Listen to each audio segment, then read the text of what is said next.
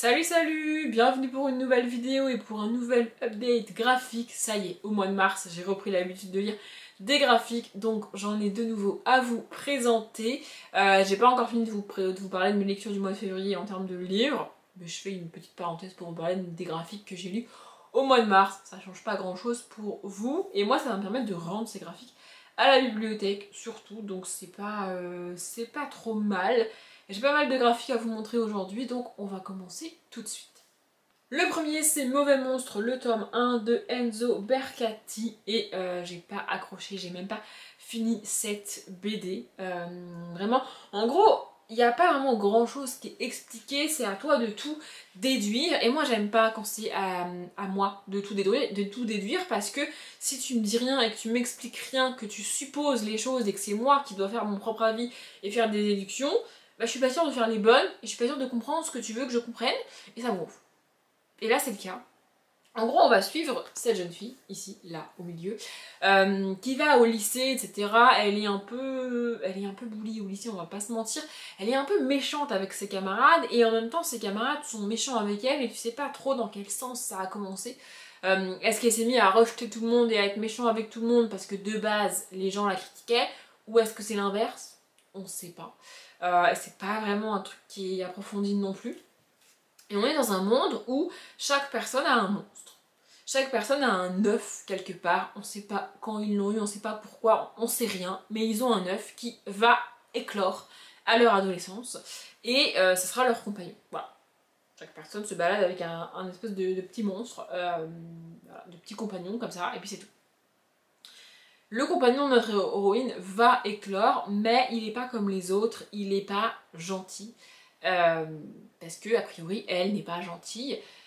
Et c'est bizarre en fait, parce que t'as envie d'être de son côté à cette héroïne, t'as envie d'être avec elle, et en même temps, à chaque page, quasiment, on te dit « Ah oui, mais elle est méchante, ah oui, mais lui, il est méchant, ah oui, mais elle envoie bouler tout le monde. » Et au bout d'un moment, je suis en mode « j'ai pas envie de suivre ces personnages-là, dans cet univers que je connais pas, que je comprends pas, qu'on m'explique pas. » En plus, apparemment, elle est méchante, elle envoie bouler tout le monde, elle est pas comme les autres, elle se plaint pour tout et rien.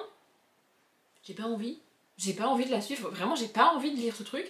Et en plus, peut-être que j'aurais été au bout si ça avait été un one-shot, en me disant peut-être qu'à la fin il y a un message, une morale, etc. Mais là, c'est un tome 1. Je sais pas combien il y a de tomes, mais j'avais pas envie de lire la suite. J'avais vraiment pas envie de m'infliger plus qu'un tome, plus qu'une BD. Donc, j'ai arrêté. Voilà, je pense que j'ai dû lire à peu près la moitié et puis j'ai arrêté. À l'intérieur, je vous montre, ça ressemble à ça. Je trouve les dessins vraiment très chouettes, vraiment très cool, et j'adore la couverture, je vous montre aussi, voilà. Mais l'histoire en elle-même, en fait j'ai pas accroché à l'histoire, à l'ambiance, j'ai pas compris l'univers, et bah accroché au personnage principal, donc pour moi ça ne l'a pas fait. Voilà.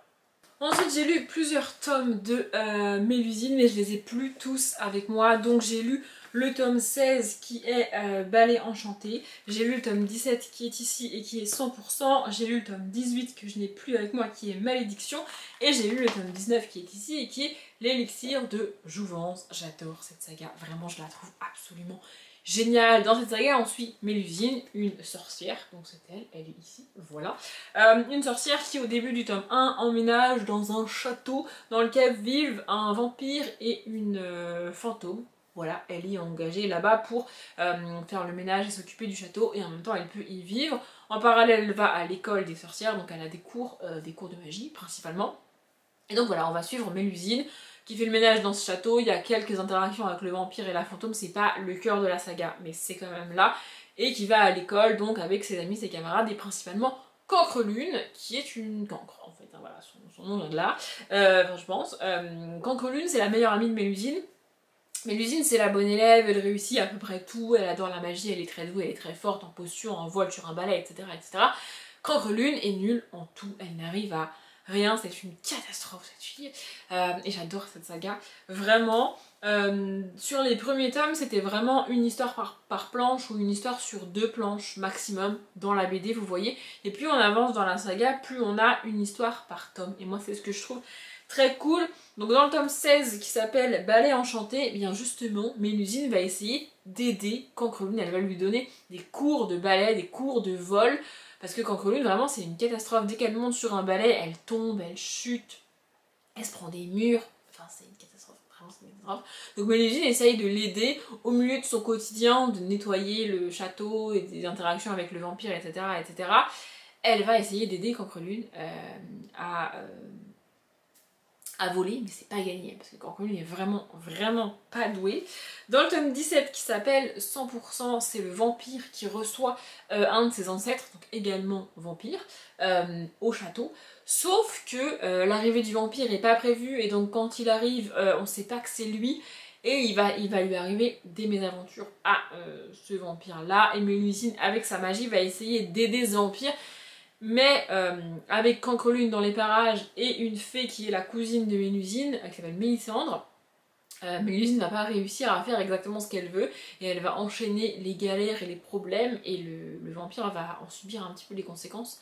On parle d'un très vieux vampire qui donc n'est pas tuable facilement, et donc malgré tout ce qui se passe, par exemple il va au soleil, il brûle, mais il meurt pas, parce qu'il est il est trop vieux pour mourir comme ça, et donc malgré toutes les galères et toutes les problématiques apportées par Cancrelune principalement, le vampire ne meurt pas, mais ils enchaînent les galères, vraiment ils enchaînent les galères, et ça se passe plutôt mal, mais c'est très drôle, vraiment c'est très cool, et ça ressemble à ça à l'intérieur, vraiment je trouve ça hyper cool. Je l'ai pas dit, c'est écrit par Clark et Gilson, d'ailleurs c'est marqué au début je crois, c'est au début du tome 19 que j'ai vu ça.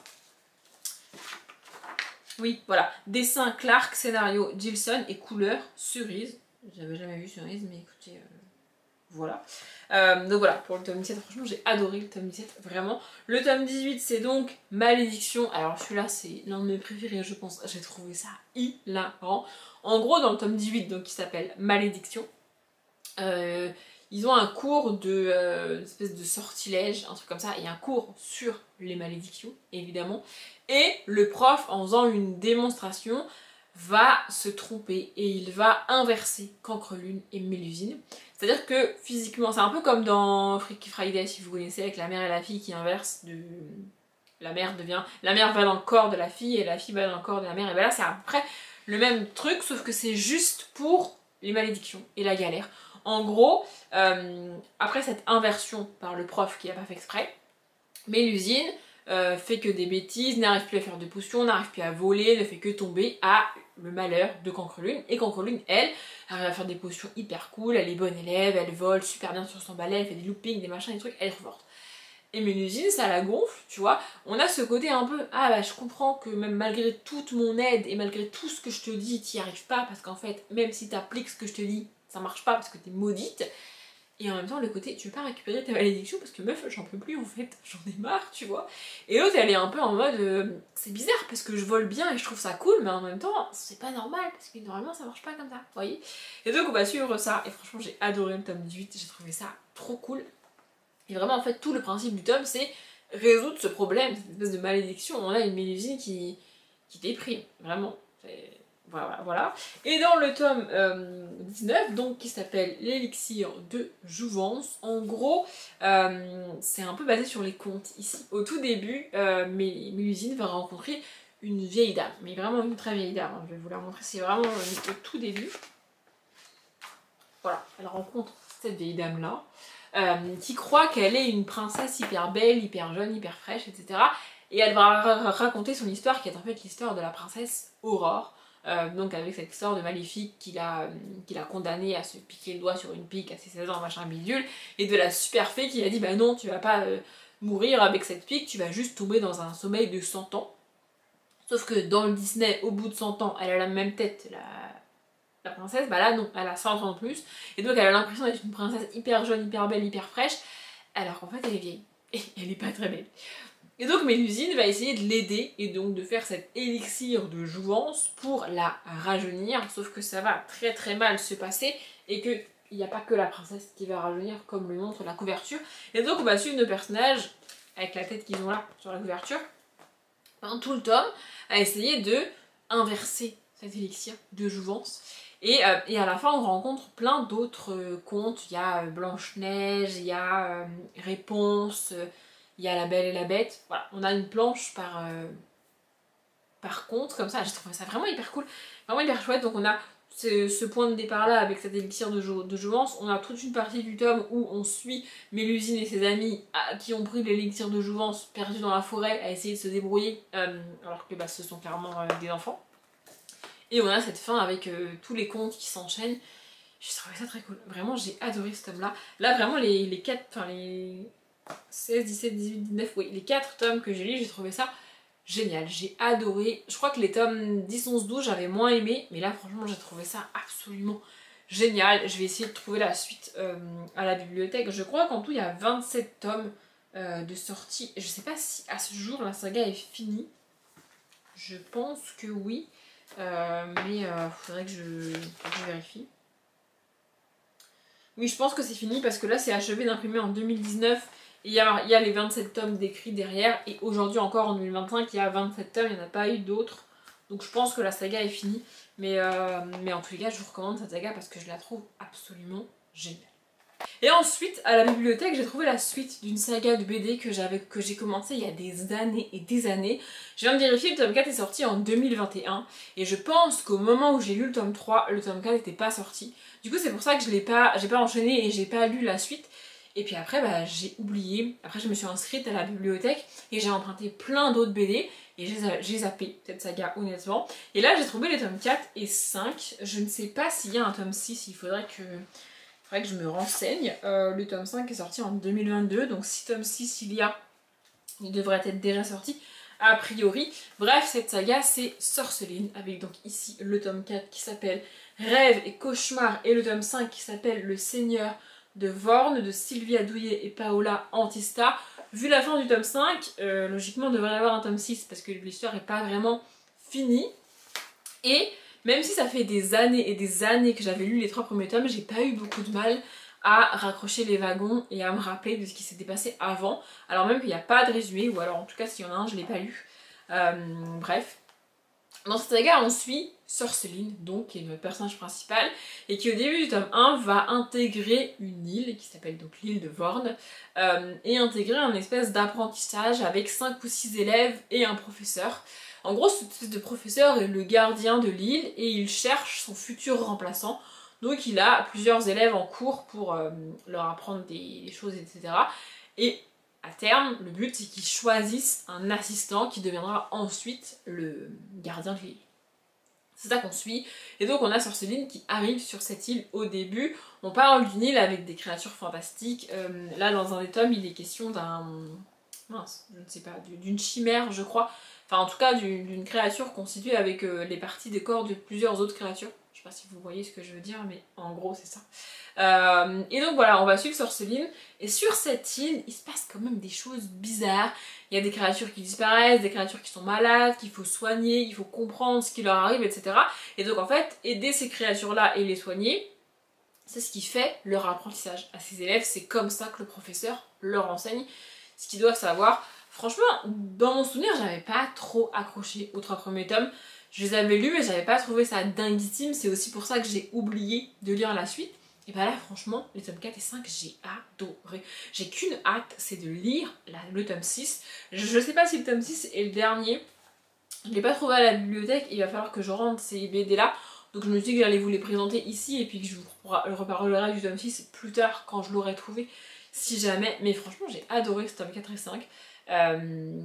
Et je regrette presque de ne pas avoir pris le temps de relire les tomes 1, 2 et 3 avant de lire cela. J'en avais pas franchement besoin pour me rappeler de l'histoire, etc. et de tout ce qu'on découvre au fur et à mesure sur Sorceline, sur sa vie, sur son passé et sur ce qui se passe sur cette île, ses créatures et puis sur les autres élèves qu'il y a. Mais ça m'aurait permis d'être plus longtemps dans cet univers-là. Et franchement j'aurais aimé. Mais bon, du coup c'est trop tard puisque j'ai lu les tomes 4 et 5 déjà. Je vous remonte les dos parce que j'adore. Le dos de chaque tome est comme ça. Bah alors d'une couleur différente à chaque fois, hein, mais c'est le même dos et j'adore. Oui, j'ai un problème avec le dos des BD, ça faisait longtemps que je n'en ai pas parlé. Écoutez, vraiment, si vous connaissez pas cette saga ou que vous l'avez vu passer sans jamais la tenter, moi je vous la conseille parce que c'est vraiment cool. Et si comme moi, les premiers tomes vous emballent pas plus que ça, continuez parce que franchement, ces tomes 4 et 5 sont vraiment cool. Et on va finir cette update avec un petit échec. Je l'ai lu jusqu'au bout. mais c'est pas mon style de BD, c'est pas mon style d'histoire, c'est pas ce que j'aime particulièrement lire. Donc c'est Entre neige et loup de Agnès Domergue et Hélène Canac. En fait c'est beaucoup trop spirituel, beaucoup trop imagé pour moi. Ce genre d'écrit, c'est tout est en supposition, tout est en nuance. Alors c'est très poétique, hein, je dis pas, mais moi j'aime les choses factuelles. Vraiment. Même si on est en fantastique, même si on est en fantasy, avec des créatures qui n'existent pas et tout ce que vous voulez, j'aime les choses posées, les choses écrites, les choses qui me sont dites. Et là, tout est supposé, tout est saupoudré presque. C'est pas nul, hein, loin de là. Et j'adore d'ailleurs les choix des couleurs et les dessins ici. Mais c'est pas le genre d'histoire que j'apprécie particulièrement. En gros, ici, on va suivre notre personnage principal, donc, qui est donc cette jeune fille, qui vit sur une île perdue avec son père. Elle n'a pas le droit de sortir de la maison, elle a a priori une phobie de la neige. C'est chelou, écoutez, bref. Et son père part régulièrement pour chasser, pêcher et ramener à manger globalement. Et elle n'a pas le droit de bouger de la maison, elle est amie avec des grenouilles qui parlent. C'est assez bizarre. Et donc, au début du livre, son père part. On sait pas trop pourquoi il lui avait promis qu'il l'emmènerait avec lui alors qu'il sait pertinemment qu'il ne peut pas l'emmener avec lui. Mais il lui avait promis qu'il l'emmènerait, il ne l'emmène pas. Et du coup, elle est en mode dégoûtée, il m'a menti, il m'emmène pas, il m'avait promis. Et donc, elle est dégoûtée, mais elle reste quand même à la maison. Son père part, elle reste à la maison, elle mange, elle dort, elle passe la nuit. Et le lendemain matin, à son réveil, elle se rend compte que son père n'est pas rentré. C'est pas normal et elle commence à avoir un peu peur. Du coup, elle décide de quitter la maison pour aller le chercher. Et c'est ça qu'on va suivre, cette espèce d'aventure à travers la forêt enneigée. Mais il y a des trucs très chelous qui se passent. Il y a une espèce de voix off avec des bulles qui n'ont pas le même caractère et qui sont pas dites par les personnages. Ça fait comme une voix off dans la BD. Puis tu sais pas qui est cette voix off, tu sais pas ce qu'elle raconte. Il y a des espèces de petits poèmes. Il y a des personnages très chelous qu'elle rencontre. Je sais pas, c'est très bizarre. Après l'histoire est très belle et très cool.